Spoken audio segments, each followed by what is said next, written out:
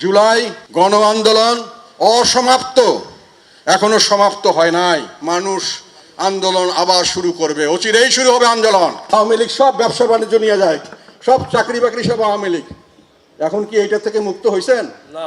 ব্যবসা বাণিজ্য পাচ্ছেন আপনারা কেউ? বাংলাদেশের অবস্থা এখন অত্যন্ত একটি ভয়াবহ অবস্থা আমি মনে করি। বাংলাদেশের মানুষ 24-এ যে আন্দোলন করেছিল, জুলাই আন্দোলন, এটা গণ আন্দোলন, এটাকে আমি কোনো ক্রমেই গণ অভ্যুত্থান বলবো না। এখন পর্যন্ত এটা গণ অভ্যুত্থান হয় নাই। তখন আমরা মনে করেছিলাম গণ অভ্যুত্থান হবে, গণ অভ্যুত্থান হয় নাই। কিসের দাবি ছিল? কোটা সংস্কারের দাবি। আর কিসের দাবি ছিল? বৈষম্যহীন সমাজ গড়ার। আর কিসের দাবি ছিল? একটি ভালো নির্বাচনের মাধ্যমে একটি জবাবদিহিতামূলক সরকার। আর সেই সরকার পরবর্তীকালে জবাবদিহিতামূলক একটি সরকার ব্যবস্থা করবে, যার মাধ্যমে বৈষম্য মুক্ত একটি সুশাসন বা আইনের শাসনের দেশ প্রতিষ্ঠা করা। ঠিক কিনা? আপনারা কি পাকিস্তান করার জন্য এই দেশ করছিলেন? এই আন্দোলনের মধ্যে যারা জয়েন করছেন তারা কি মনে করছেন যে পাকিস্তান হয়ে যাবে, আবার আমরা পাকিস্তান জিন্দাবাদ বলবো বা পাক সার জমিন করবো, এই জন্য কি আমাদের দেশের লোক আসছিল? মুক্তিযুদ্ধকে ঢুকে ফেলে দেবো, এটা কি চাচ্ছিল? আওয়ামী লীগ সব ব্যবসা বাণিজ্য নিয়ে যায়, সব চাকরি বাকরি সব আওয়ামী লীগ। এখন কি এইটা থেকে মুক্ত হয়েছেন? না। ব্যবসা বাণিজ্য পাচ্ছেন আপনারা কেউ? সরকার দলীয় হইলে পাবেন। আগে ছিল সরকার দলীয় মানে না, আগে ছিল আওয়ামী লীগ, পরবর্তীকালে তত্ত্বাবধায়ক সরকার আমলে ছিল জামাত, জামাত শিবির আর তাদের দোসর। তারা বলছে তাদের দোষ, আমি বলি নেই। তারা বলছে এদেরকে আমরা ট্রেনিং দিছি, এদেরকে আমরা অস্ত্রশস্ত্র দিছি, ওদের দ্বারা আমরা আন্দোলন করেছি। তাই তো বলছে তাদের দোসর। এই দোসর সহ তারা ছিল গভর্নমেন্ট মালিক এবং তারা বিএনপির সঙ্গে ভাগ বাটোয়ারা করার করে সব করতেন। এখন বিএনপি ক্ষমতা আসার পরে তারা কিছু চিৎকার করতেছেন, কিন্তু ভাগ বাটোয়ারা ঠিকই হচ্ছে। ভুল করবেন না, বিএনপি আর জামাত শিবির এবং তাদের দোসর এক দল। দেশ জুড়ে যে কোনো কেনাকাটায় 10,000 টাকার বেশি অফার, তাই পেমেন্ট মানেই বিকাশ। বাইরে মানুষকে নানানভাবে বিভ্রান্তি সৃষ্টি করা হচ্ছে, মানুষকে নানানভাবে বোকা বানানোর চেষ্টা করা হচ্ছে।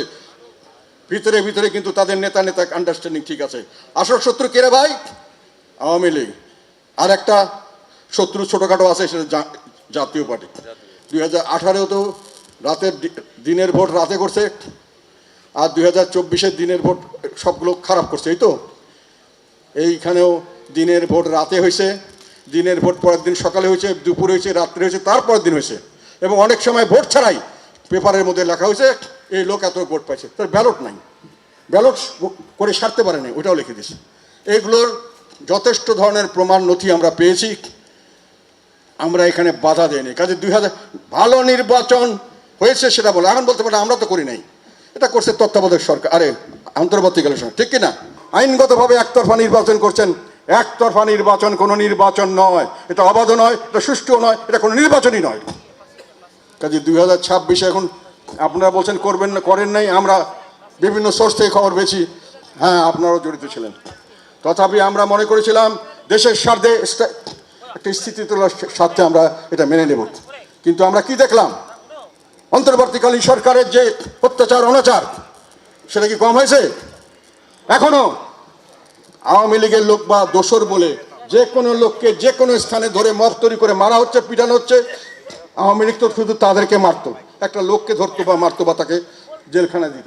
এখন কিন্তু খালি মানুষকে হত্যা করা হচ্ছে না, মানুষের ঘর বাড়ি ব্যবসা প্রতিষ্ঠান ধ্বংস করে দেওয়া হচ্ছে, একটা মানুষের সর্বশান্ত করে দেওয়া হচ্ছে।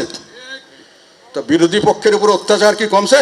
জুলাই গণ আন্দোলন সফলও বলবো না, বিফলও বলবো না, অসমাপ্ত। জুলাই গণ আন্দোলন অসমাপ্ত, এখনো সমাপ্ত হয় নাই।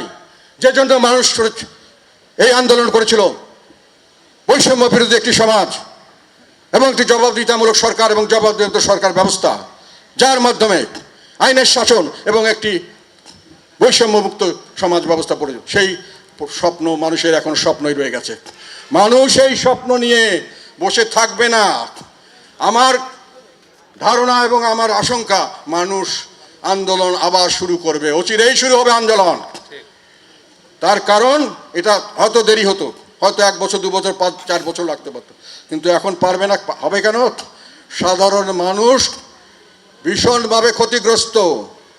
আইন শৃঙ্খলার কোনো রকম কোনো নিশ্চয়তা নাই, মানুষের জান মাল ইজ্জতের কোনো নিরাপত্তা নাই।